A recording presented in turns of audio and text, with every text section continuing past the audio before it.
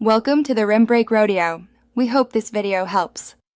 You begin by targeting where ads appear, decide which browsers and devices you will secure, and install an ad blocker now so you can act immediately. Once installed, open the extension settings and enable recommended filters. This removes most third-party ad domains.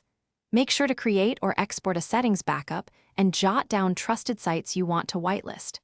This avoids losing work later. You'll move quickly from these prerequisites into fine-tuning filters for better coverage.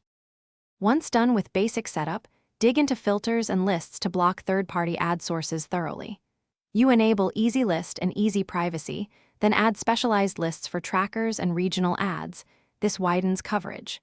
Next, subscribe to community-maintained block lists that target ad networks and social widgets.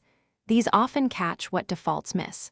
Make sure to create a few custom rules for persistent domains or specific page elements. Custom rules let you cut out stubborn ads without breaking site functionality.